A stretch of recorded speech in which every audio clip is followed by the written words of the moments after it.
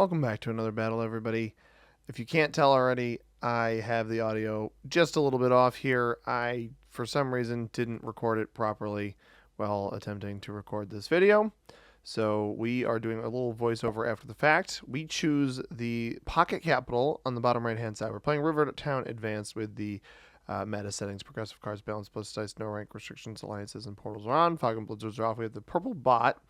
I was wondering why purple bot didn't pick that 2 there. Instead goes for the 6 in the bottom corner. That makes sense. Everybody's choosing their capitals. We are playing the game right now at 1.5 times speed just to get the voiceover done a little bit faster, but also allow you guys to see everything that's going on. So my initial play here is to maybe 2 or 3 turns try to take the slums bonus in the bottom right, because we have ownership over that +4. There's also the +5 on the left hand, not the left hand side, but the other side of that group of blizzards. That is a +5. Wondering if there is a player in there. Purple bot knocks me out of the left hand side. So at this point, we're just trying to do our best to have an impact on the game, have a decent start as black takes us out of the bonus directly above us. But you see they fortified off that 1 that's next to my 2 at the top of the board. So I'm thinking they don't have that much material left on capital, probably only a 2, given that the stack that hit my 3 in their bonus did not go back to capital. The fortify comes from a different spot. So I'm curious. I'm going to get in here and take a peek and see what we've got. I get not the best dice on that 2, but we do get perfect dice on the capital, leave a 5 cap there, and we're going to check here to see that black is botted, and black is in fact botted, so I feel there's a little bit of safety to come back to capital.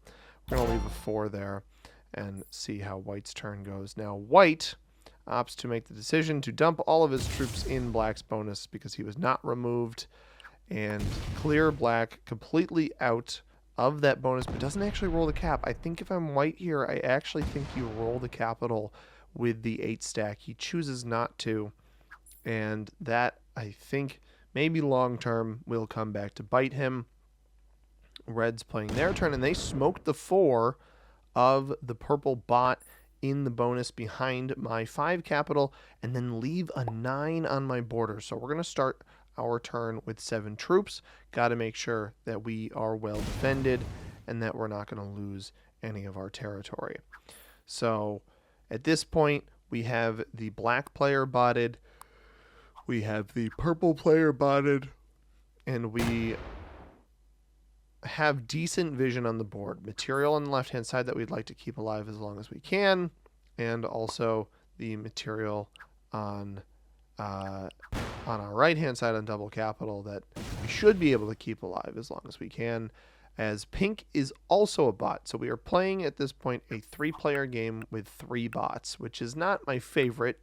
I really wish people would continue playing the game of Risk, but these players decided to quit, both black and pink, and then purple didn't even ready up, as we're going to try to roll a 2-on-1 to keep as many troops on capital as possible. We do win the 2-on-1 on black, so we keep our 9 cap relatively safe. The 7 shouldn't be lost to the white player. Now, throughout this game, I spent a lot of time trying to determine exactly where white does. White does a lot of attacking here, and if you're going to pay attention to the numbers that come in, not as explicitly a lot of attacking on this turn, but just in general. And so it's around this time where I speculate, and we see red place all of his troops on the left-hand side on this particular turn, and likely roll a capital.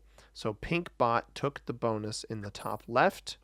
We're going to see the quantity of troops that pink bot gets here on this next turn, and I believe it should be 5, implying that red has in fact taken that pink capital.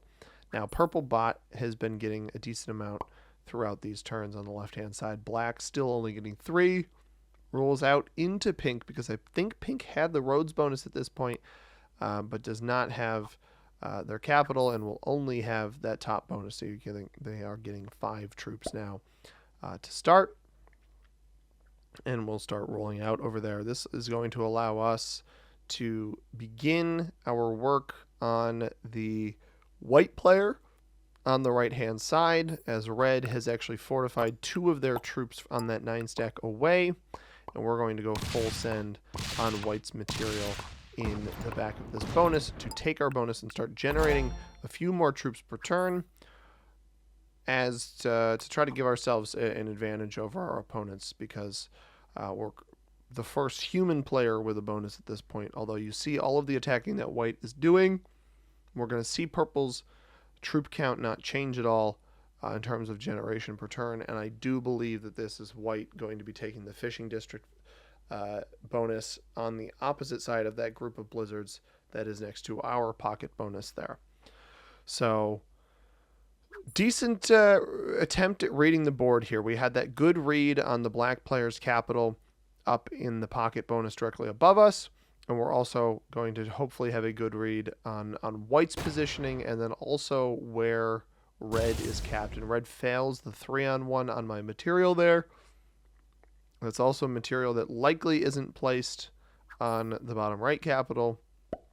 And you see purple still getting at least 5 troops, which is going to make it, I think there's 8 there. It's a little quick. If you pause it, you can see it. So purple does have that back left, bottom left bonus with capital included there. So white has not taken any cards in there, and we haven't actually seen any of white's cards that are being taken, which leads me to believe that white is in fact in the +5 fishing district bonus. So we've got red on the cap, on a cap in the pocket behind us, and then also on pink's original capital, as the pink bot continues taking some material over on the left-hand side where I exist. So it's at this point where I decided to investigate what is in fact behind me, and we are going to see it right here. We see red with a 7, and I'm just going to try to take as much material of red's out of here as possible to force them to have to take some troops back. They currently do not have vision on my capital here, which is intentional. Keep in mind there is that territory in the middle of the bonus that does not have pathing from red's cap right now. If I were to take the red capital, I am 100% foreshadowing. And if you guys were interested doing this voiceover after the fact, I do have Fergus on the desk with me, just hopped up and is hanging out here. So red puts all 7 of his troops back here, opens the cap back up, I think maybe just to check what I had there, also to give himself vision. I don't think that's a bad play by red at all. You've got 2 different points that you are attempting to defend. You might as well attempt to defend them. As the purple bot keeps taking material kind of in the middle of the board there. Black's still only getting 3, and obviously both black and pink still botted out, and not, you can see the flag there. I think I'm talking about how that's the old pre-Taliban Afghanistan flag for the pink player. But yes, black, pink both botted out, and not a K-pop girl group in this case for our game. Very, very bad and sad attempted upon. But at this point, I opt to retake on red's territory next to my capital so that he no longer has that vision on my capital. That was an intentional play. We see white is getting 10 troops and is going to start venturing out into other parts of the board. And the trade-ins coming in soon are going to be important.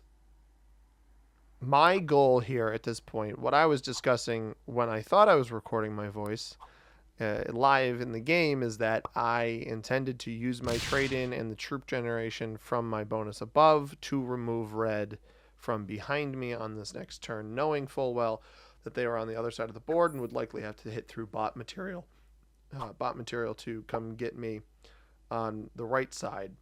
Now, purple repeatedly is attacked from that center roads territory that's there. Black does trade, is allowed to trade, and the black bot does actually roll my material up in that large bonus above the roads bonus there. Now pink sets So I was hoping very strongly that pink did not add to that 3 that we see directly below our capital, because I did want to roll red with my own trade-in. And we're going to get the 10 trade here. We're also going to get the 11 troops from our troop generation with our, sorry, is it 10 troops? 10 troops from our troop generation with our double capital. We get a +2 on East Watcher Tower right next to Red's cap. We're going to slider pink and then slider the capital, taking them both out. And it was at this moment I realized I messed up, because I forgot to put troops next to red in the bonus behind me, which was a big time mistake. And I thought for sure I was going to be punished for this, either by white with the large amount of troops that they placed up there, or by red himself with his own trade-in. He could just set and come and take back. Fortunately, slight spoiler, red does not do that, which is very good. I thank him greatly.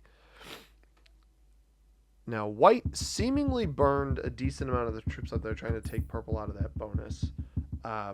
I thought at first maybe he was going for the black kill. He does just go for the bonus. And red places all of his troops on his left side position. Doesn't bother even trying to retake his capital that's locked behind mine. In the game, I was evaluating all of the capital positions, and the purple bot, obviously not good. Obviously liked my own. I thought it was my best choice for sure. Reds, I don't like very much. Not only does it not 1 point hold, it doesn't even half hold the bonus on one of those other points where the purple bot attacked into, and also where pink was sitting with that 3. It does defend against a break, meaning you could retaliate with your capital stack, but very, very easy card block in that position. Now, I do get curious trying to see if I can go kill black here, because you see black didn't actually take a card on that last turn. We do find a rogue 14 stack from the white player here.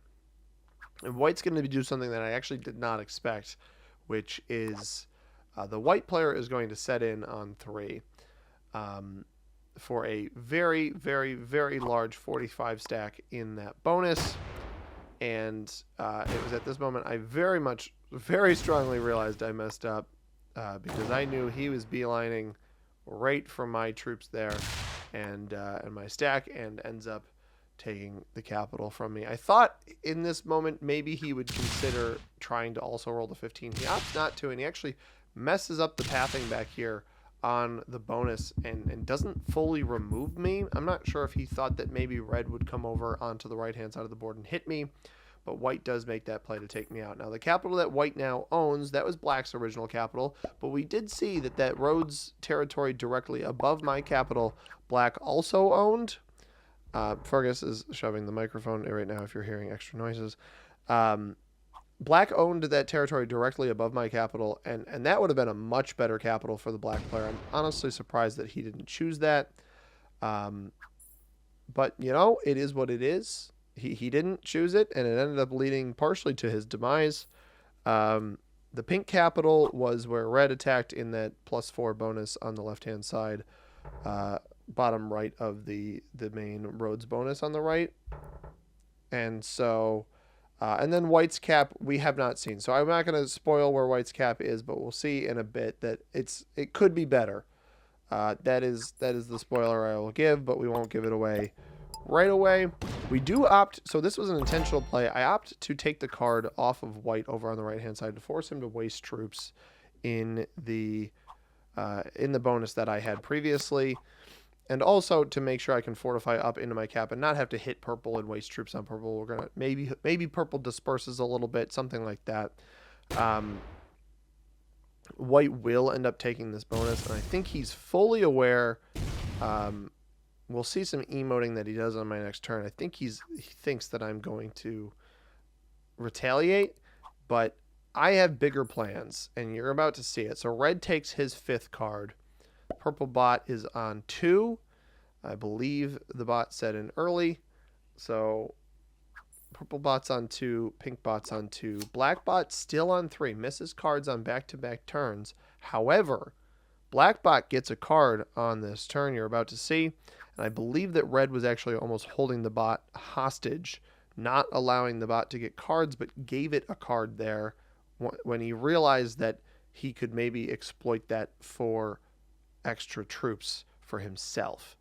Now, my strategy, if black survives the pink bot's turn here, is actually going to be hunting it down myself, because I believe, and I lost territory to it earlier. Yeah, see, there's white's emote. I believe that the black bot is available next to red down in here, and we see that, we find it, and lo and behold, we win 4 cards off the bot. Now, this is, as far as I can know, all of red right here. We're going to slide to the capital. Let's see if it is. And it is. That is all of the red player as well. We get 5 cards off of that. This is going to double set us. And at this point, white thought I would fully retaliate into him. He's kind of correct. I am going to take his position down here. We find his original capital completely undefended, and we completely wipe him out of there. Now, at the start of that turn, purple was still getting 8 troops. And we're going to see this in a second. But this was actually a mistake that I made, where I could have killed purple. I didn't think that that position up there was the end of purple. It was, in fact, the end of purple. We scroll down here. We see that purple is getting 8. And now white actually comes and retaliates. Steps in here, realizes that's defended. It's going to come over 69 on 50. I went on the risk calculator website that I use. That is a 2.89% roll. And unfortunately for white, because he opted to waste all of his troops rolling my capital here, my only choice is going to be to target him, because he's going to be on 3 cards, and I can't confirm that he's not going to have a set. The bot is likely going to trade on 4. I am not positive with the trade-in that I get here. I do have a set on 3 here. I had checked this before, but in fast motion, it's a little bit harder to see. We trade on 3. I have the guaranteed kill on white. I can't risk trying to go for pink, because I don't know how many hidden stacks pink might have on the right-hand side, and I don't want to miss the material. So there's like an 8 there. We got the 36 stacked on us. There could be some that are locked in a little pocket somewhere, and I could dump all of my troops on the cap there. But we are going to take out white just to be safe. Get his 3 cards. We'll be on 4 cards just like the bot, and let it trade in. But white attacking my capital there with that insane 3% success roll is going to be enough to force me to have to take him out, unfortunately. He didn't have a set on 3. I have a set on 4, but the card that I got on 4 is what gave me the set on 4. But you never can be too sure with the jokers that exist in the game and that kind of stuff. Not jokers like the players, but with the wild cards. You can't be too sure about a player's hand and whether or not they're going to trade in and potentially make a game-winning play. And so we're going to just go run a cap run here on pink. No sense trying to world down, and we do get the victory. So we're going to check the ranks of these opponents. I usually try to give input on my opponents. In this case, I thought white played a decent game other than the cap roll. We obviously had 2 players bought out, 1 not ready up. And then there was a red player who I thought picked a pretty inferior capital to some of the other choices. I think that white had a decent idea with the hold that he had, despite not having any autonomy over that 1 point hold with the capital, but had it with a large stack. Now, red is a master level player. I'm very surprised about that, but they tried to keep themselves safe afterwards, and they managed to do so. So I hope you guys enjoyed the video. If you did, hit that like button down below. Subscribe if you haven't already. It's a bit unconventional for what I'm used to doing. Unfortunately, I don't think my mic was connected properly, and that is what happened. But I hope you all have a tremendous rest of your day, and thank you very much for watching from both myself and Fergus here. As always, everybody, I have been C-Money. I'm going to delay here until I look like I'm about to do the piece, but doing a lot of chatting here, so I'll just cut to the piece. Peace.